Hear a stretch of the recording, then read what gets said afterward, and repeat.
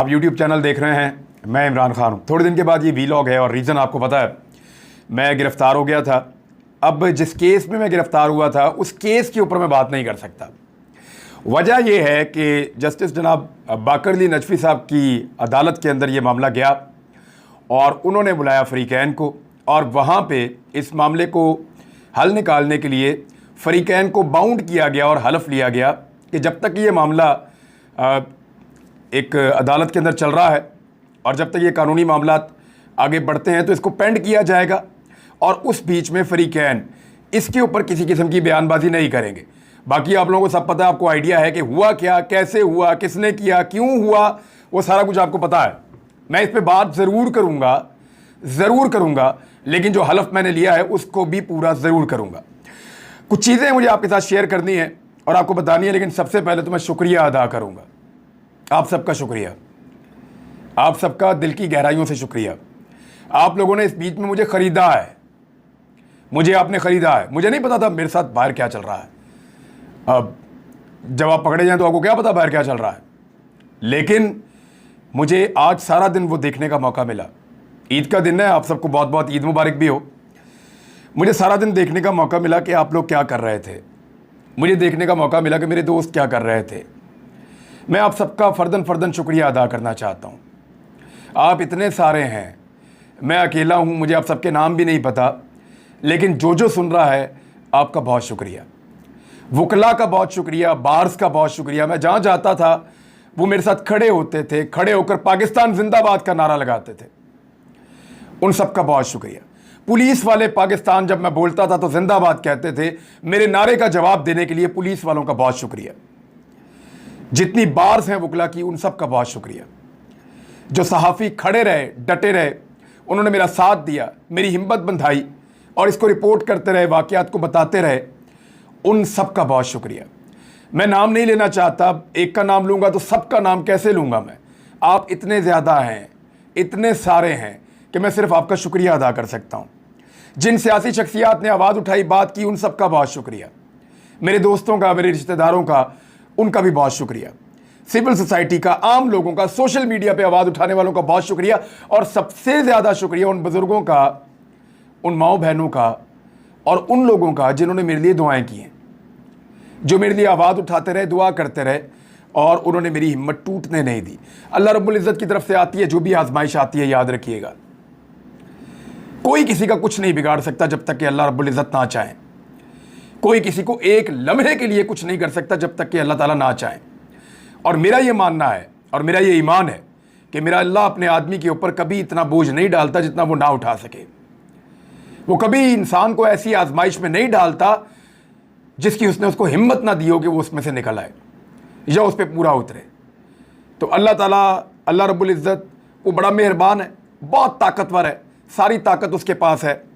एक जुमला मैं आपको सिर्फ बता दूं, क्योंकि मैं केस के ऊपर तो बिल्कुल बात नहीं करूंगा और ना मैं कर सकता हूं, क्योंकि मैं कानूनी तौर पे बाउंड हूं। और मेरे वकला ने आज भी मुझे, मियां अली अशफाक साहब का फ़ोन आया, एक तो उन्होंने मुझे बड़ी डेंजरस चीज़ बताई जो मैं आपके साथ शेयर करूंगा, और मुझे पहले बतानी चाहिए ताकि रिकॉर्ड के ऊपर रहे, जब वो कार्रवाई मेरे खिलाफ हो तो वो रिकॉर्ड के ऊपर रहे कि क्या करने जा रहे हैं और कौन लोग करने जा रहे हैं, मैं आपको बताऊँगा। लेकिन वो आज भी मुझे फ़ोन करते कहते रहे कि यार इन केसेस के ऊपर प्लीज़ आपने बात नहीं करनी और इस पर कोई फरीक बात नहीं करेगा। मैंने कहा जी बिल्कुल ठीक है, मैं बात नहीं करूँगा, मैं अपना वादा पूरा करूँगा, क्योंकि वादा पूरा करने के चक्कर में ही तो ये मैं वादा ही तो पूरा करता हूँ, असल में मामला ये है।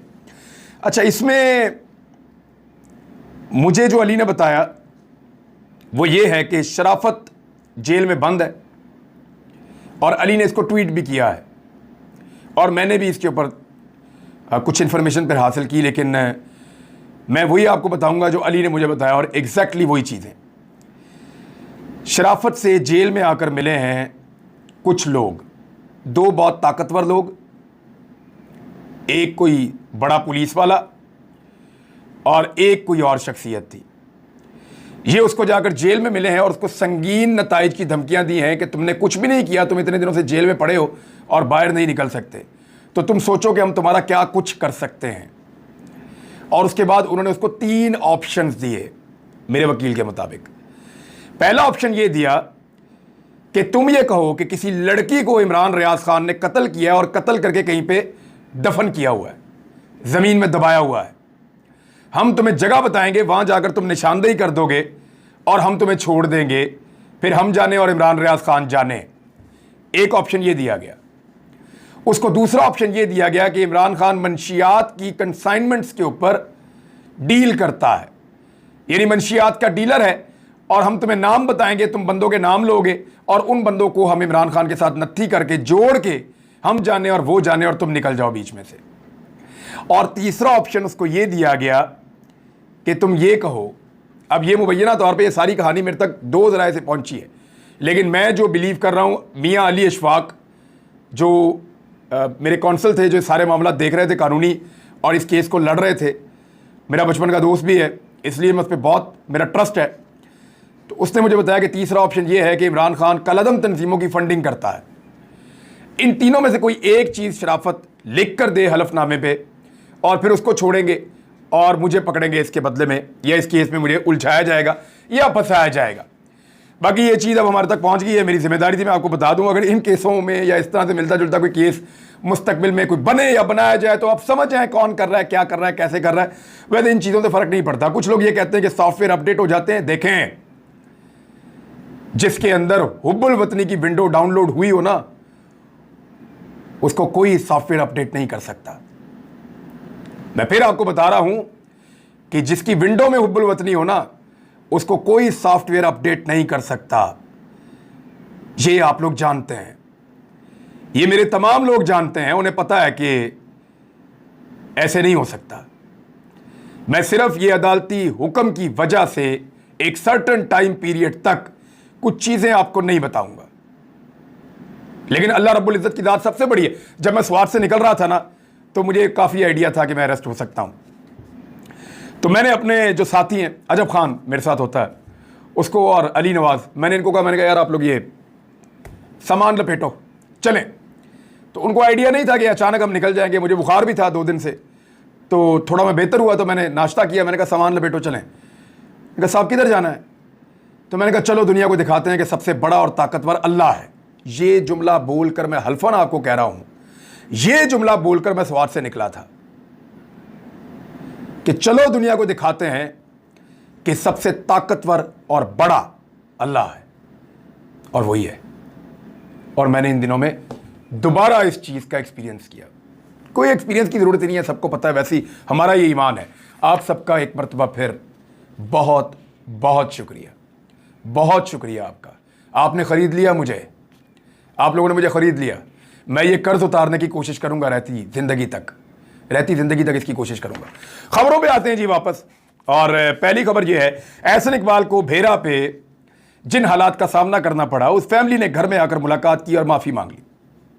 बेवकूफ़ समझते हैं, क्या समझते हैं? हमें अकल नहीं है, हमें पता नहीं चलता। ये ऐसे हो सकता है कि वो लोग पब्लिक प्लेस पे खड़े होकर अपनी सिक्योरिटी को रिस्क में डाल के एक वफाकी वजीर को चोर चोर के नारे लगाएं और बाद में उनके घर जाके माफ़ी मांग लें? ऐसे होता है? मैं जानता हूं कितना दबाव होगा, आप लोग भी जानते हैं कितना दबाव होगा, और जिन लोगों ने ये दबाव पहले बर्दाश्त किए हुए अपनी ज़िंदगी में, उनको भी आइडिया होगा कि दबाव तो होगा। मेरा एक सवाल है इस सारे मामले के ऊपर। हो सकता है बात ठीक हो, एहसन इकबाल साहब जो फरमा रहे हैं वो ठीक हो, लेकिन लोगों का रिएक्शन तो सोशल मीडिया पे कुछ और ही कह रहा है। लोग मानने को तैयार नहीं है कि इतने आराम से लोग आके, जो चोर आपको कह रहे हैं वो आके आपसे माफ़ी खुद ही मांग लें। हालात नॉर्मल नहीं हो सकते उन लोगों के लिए, ये क्लेम किया जा रहा है। मेरा ये कहना है कि क्या नवाज शरीफ आज तक बरतानिया में किसी एक आदमी से माफ़ी मंगवा सका जिसने नवाज शरीफ को चोर कहा, डाकू कहा, गद्दार कहा, कुछ भी कहा? मियाँ नवाज शरीफ साहब की रोज़ वहाँ पे इज्जत अफजाई करते हैं ना लोग। जब मियाँ साहब बाहर निकलते हैं, उनकी फैमिली बाहर निकलती है, पीछे लग जाते हैं, चोर चोर, डाकू डाकू, रोज़ लोग कहते हैं। कोई एक आया जिसने आकर मियाँ साहब से मुलाकात की हो, माफ़ी मांगी हो कि मियाँ साहब माफ़ी चाहते हैं, आपको चोर नहीं कहना चाहिए था? वो शयान अली जो चोर कहता था, वो रोज़ाना पीछे पीछे फिरता है मियाँ साहब के। हर एतवार को, हर हफ्ते को वो पिज़्ज़ा और बर्गर लेके और बोतल पकड़ के जाके मियाँ साहब के घर के बाहर खड़े होकर नारे लगाते हैं। तो वहाँ तो किसी ने माफ़ी नहीं मांगी, और वहाँ पे तो आप माफ़ी का मुतालबा भी नहीं करते। आप लोगों के चादर और चार दीवारी का तकद्दुस पामाल करते हैं, लोगों के घरों के अंदर घुस जाएं तो ठीक है, आप माफ़ी नहीं मांगेंगे। यानी लोगों की निजी ज़िंदगी के ऊपर आप हमला कर दें, आप मुखालिफ सियासतदानों पर आवाज़ें कसें, आप यानी उनको मुखालिफ सियासतदान को एक आवाज़ कोई कस देना, तो आप लोग कहते हैं कमाल हो गया, ये पब्लिक रिएक्शन है।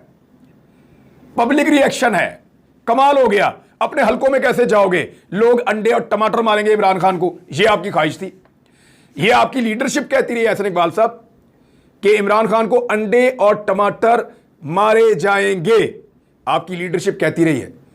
लेकिन इमरान खान जहां जाते हैं पब्लिक में लोग खुश होते हैं, आप जाते हैं लोग चोर चोर कहते हैं। वजह क्या है? लंदन में आप क्यों नहीं लोगों से कहते माफी मांगो आके, वहां कोई नहीं आके माफी क्यों नहीं मांगता? क्योंकि वहां पे उनके ऊपर वो प्रेशर और दबाव नहीं होता। आप लोगों का जीना हराम कर देते हैं पाकिस्तान के अंदर। अगर कोई आदमी अपनी दिल की आवाज बाहर निकालना चाहे तो इसी को कहते हैं फाशिस्ट रिजीम, और ये है फाशिस्ट रिजीम। इंपोर्टेड हुकूमत को बचाने के लिए, अपने आप को कायम रखने के लिए कुछ चीजें जो हैं वो बहुत इंपॉर्टेंट हैं। वहां तो लंदन में तो नमाज नहीं पढ़ सकते पब्लिक के अंदर जाके, ये तो सूरत हाल है वहां पे। अभी आप लोगों की पूरी काबीना गई थी, पब्लिक में निकल नहीं सके। पूरे यूरोप के अंदर आपके लोग नहीं निकल के पाकिस्तानियों को वहां फेस कर सकते, ना आप लोग फिर सकते हैं, ना मिल सकते हैं लोगों को। लोग वहां पे आपको गालियां देते हैं पाकिस्तानी, क्योंकि उनको पता है कि वहां की हुकूमतें चोर कहने पे, डाकू कहने पे, किसी के ऊपर मुंह से बात करने के ऊपर ये जमहूरी हक समझती हैं और इसके ऊपर किसी किस्म का पर्चा FIR ये चीजें नहीं करवाते। इंपोर्टेड सरकार की ज़िमनी इंतखाबात में हालत बहुत पतली हो गई है। वो ऐसे कि इमरान खान साहब के जलसे आपने देख लिए हैं, मैंने तो आज फुटेज निकाल के देखी हैं। लोग कीचड़ के अंदर खड़े हुए हैं, बारिश के अंदर खड़े हुए हैं, जलसे कर रहे हैं, और बहुत बड़े बड़े जलसे कर रहे हैं। उधर मरियम नवाज ने पूरा जोर लगा लिया, लोग निकलने को तैयार ही नहीं। जिन लोगों को जमा करके पूरे सरकारी वसाइल लगा के जलसों में लाया जाता है, वो भी कोई इधर फिर रहा है, कोई उधर फिर रहा है, कोई अपना खा रहा है, कोई पी रहा है, कोई आपस में बातें कर रहा है। लोगों ने अपनी अपनी पंचायत लगाई हुई है जलसे के अंदर। यानी यहां से पता चलता है कि लोग वोट डालने के लिए PMLN को तैयार नहीं है। अब उसका बंदोबस्त क्या किया जा रहा है? पाकिस्तान तहरीक इंसाफ ने बार बार इल्जाम लगाए हैं। बाबर ऐवान ने बाकायदा ये बताया कि हमने इन सबूतों को इकट्ठा किया और उनको देखा, और उसके ऊपर उन्होंने ट्वीट्स भी किए हैं।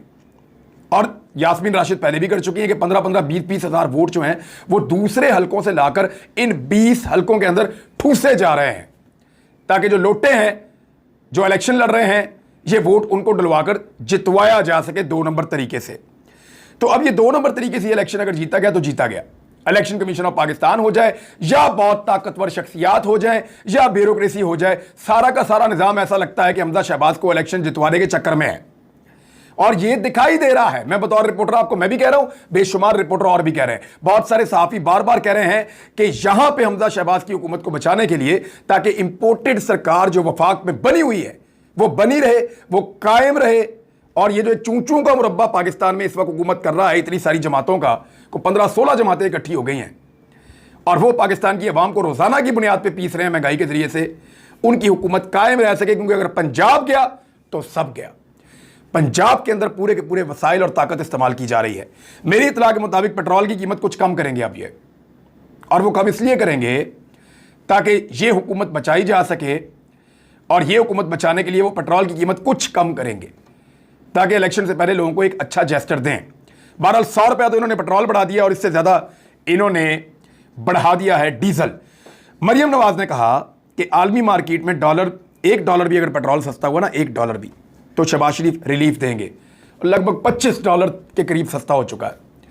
$100 से कम भी प्राइस आई है कुछ बीच में, $100 से कम भी प्राइस आई है बीच में।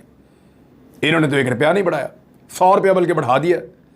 यानी इतना झूठ, लोगों को इतना फ्रॉड, लोगों के साथ इतनी बेईमानी। इमरान खान के दौर में आप मईशत के अदाद शुमार उठाकर देखें जो शहबाज शरीफ के दौर में छपे हैं, तो रश्क आता है कि कमाल काम किया था उन्होंने। और इस दौर के अंदर इन्होंने जो तबाही फेरी है, बेड़ा गर्क करके रख दिया पाकिस्तान की मईशत का, कुछ पल्ले नहीं छोड़ा, गरीब आदमी को पीस के रख दिया इन्होंने।